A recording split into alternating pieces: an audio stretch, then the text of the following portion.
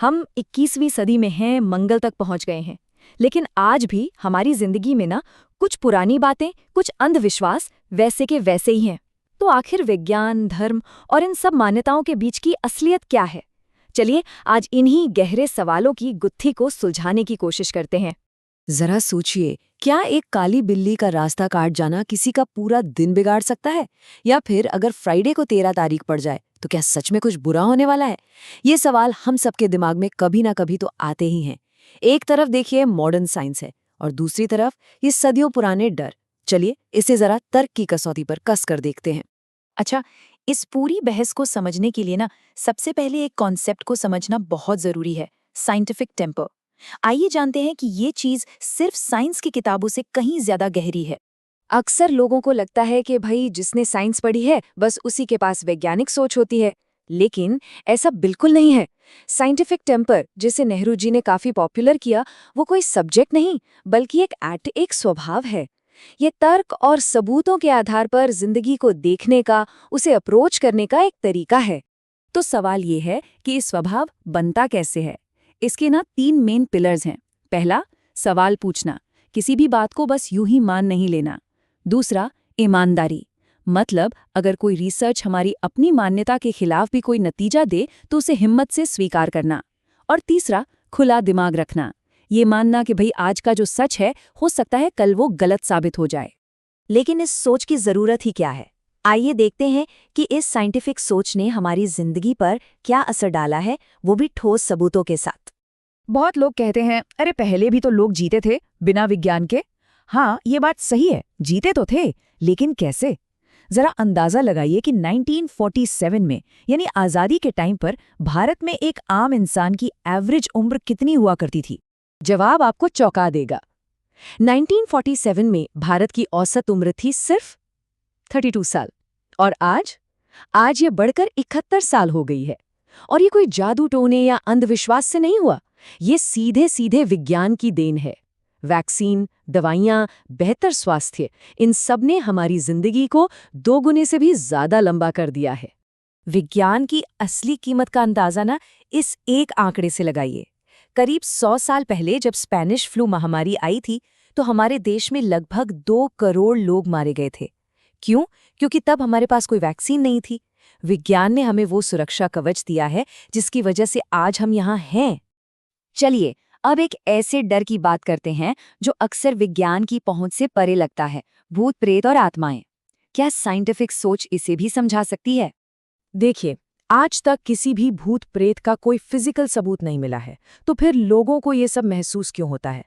Neuroscience कहता है कि अक्सर ये गहरे मानसिक तनाव या स्ट्रेस का नतीजा होता है, जिसमें दिमाग खुद से एक तरह का डिस्कनेक्ट महसूस करता है।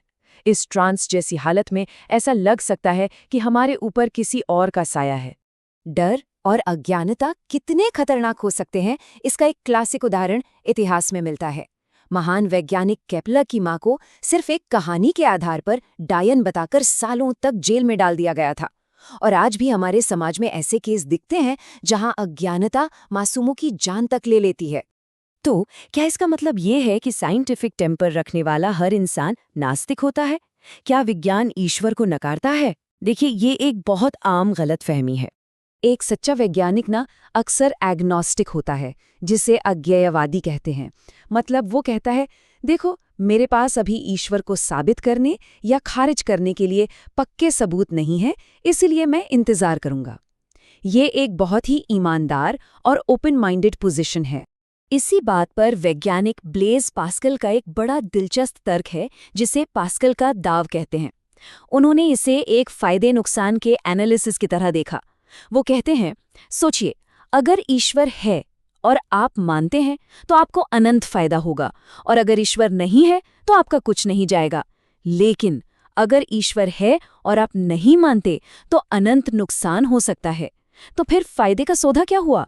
वहीं दार्शनिक विलियम जेम्स कहते हैं कि अगर ईश्वर में विश्वास करने से जिंदगी में विनम्रता और शांति आती है तो ये मानना एक प्रैक्टिकल, यानी कि एक व्यावहारिक फैसला है। विज्ञान आपकी पर्सनल शांति के रास्ते में नहीं आता। तो अगर ये सब कहानियां हैं तो फिर सवाल ये उठता है कि हमें इन कहानियों की जरूरत ही क्यों पड़ती है? इसका जवाब ना हमारे इंसान होने की बिल्कुल बेसिक परिभाषा में छिपा है। इतिहासकार युवल नोआ हरारी के मुताबिक इंसान ही अकेली ऐसी प्रजाति है जो लाखों करोड़ों की संख्या में एक साथ मिलकर काम कर सकती है। और ऐसा इसलिए है क्योंकि हम सब कुछ साझा कहानियों में विश्वास करते हैं। धर्म एक कहानी है, राष्ट्र एक कहानी है, और यहाँ तक कि पैसा भी तो एक कहानी ही है जिस पर हम सबका एक साथ यकीन है। तो देखिए, दिक्कत इन कहानियों या विश्वासों से नहीं है। दिक्कत तब शुरू होती है जब इन कहानियों के नाम पर डर बेचा जाता है, क्योंकि डर दुनिया में सबसे आसानी से बिकने वाली चीज है। जब तक कोई विश्वास हमें जोड़ता है और किसी को नुकसान नहीं पहुंचाता, तब तक वो एक खूबसूरत संस्कृति का हिस्सा है। आखिर में शायद सबसे संतुलित नजरिया महान वैज्ञानिक आइंस्टाइन ने दिया था। उन्होंने कहा था, धर्म के बिना विज्ञान लंगड़ा है और विज्ञान के बिना धर्म अंधा है। मतलब दोनों को एक दूसरे का दुश्मन होने की कोई जरूरत नहीं है। तो बात यह है कि हमें अपनी जड़ों का, अपनी संस्कृति का सम्मान तो करना ही चाहिए, लेकिन अपनी आंखों पर अंधविश्वास की पट्टी नहीं बांधनी चाहिए। कल अगर कोई नई सच्चाई साबित होती है तो उसे स्वीकार करने का साहस रखना, यही हमें एक बेहतर समाज बनाता है। तो सवाल ये है कि क्या भविष्य में विज्ञान ब्रह्मांड के हर एक रहस्य से पर्दा उठा लेगा, या फिर कुछ सवाल हमेशा हमारे तर्क और हमारी समझ से परे रहेंगे? इस बारे में जरूर सोचिएगा।